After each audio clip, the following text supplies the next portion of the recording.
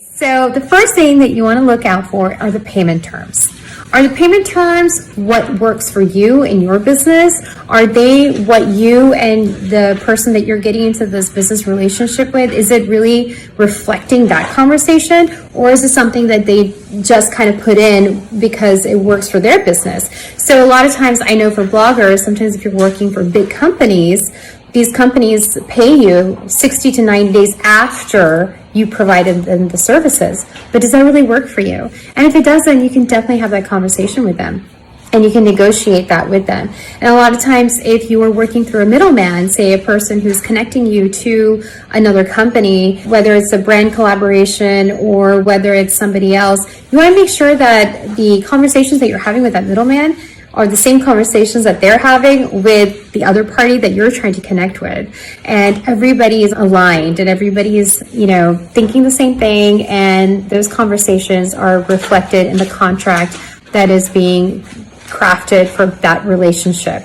So always look out for the payment terms. Are they paying in the way that you want them to be paid? Are they paying within the time, or do you have to pay within the time frame that you have discussed and that's comfortable for you and your business as well? And it should be something where it also gives a little bit flexibility. If things are too stringent or things are too definitive or militant in a contract, that can be really detrimental as well.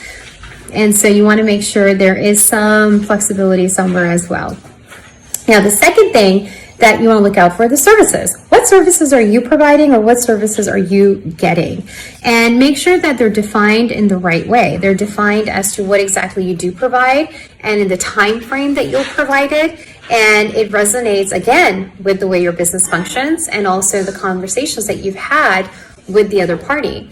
And so sometimes, people just pick up their templates that they already have in their office and they've used it for like 5 other clients or business partners. And so you want to make sure that it's not just a copy paste and it really reflects the conversations and the understandings that both parties have.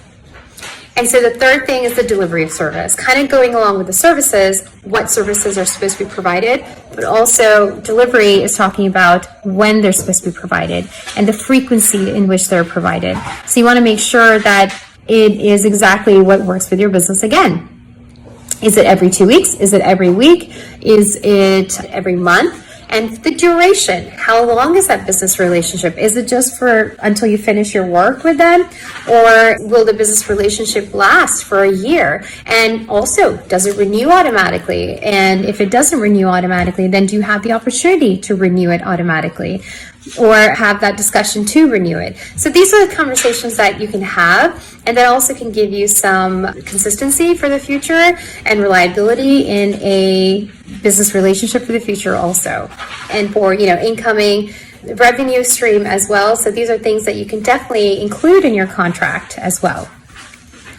Now, number 4 that you need to look out for is ownership of intellectual property.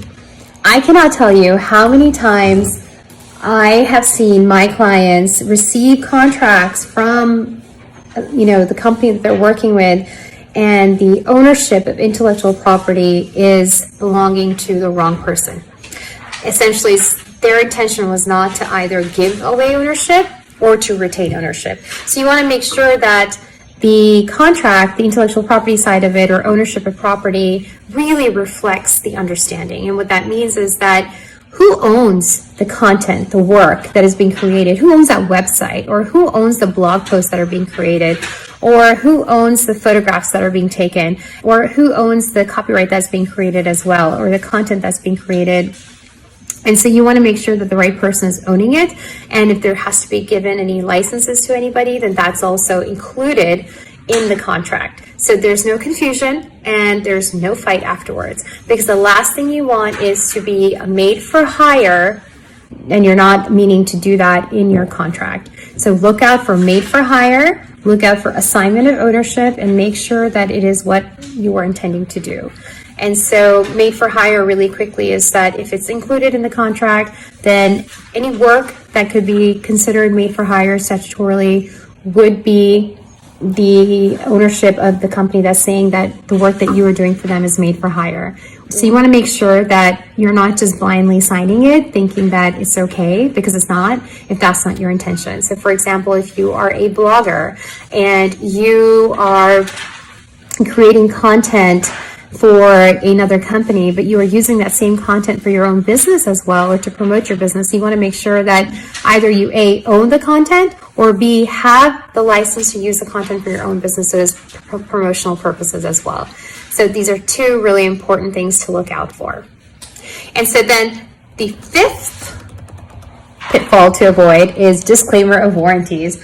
So there, I've seen in a lot of contracts, and sometimes everybody just disclaims every single warranty, that nothing, I'm warranting zero. The reality is that you can't just warrant out in a contract. You can't write off responsibilities in a contract sometimes. So essentially, when it boils down to it, if you're going to be sitting in court, you just might have to be responsible for something, even though you're saying they signed away their life. And so you want to make sure that whatever warranties that are being signed away, though, that you're okay with it. And don't just, sign it just to get that contract or to get that account.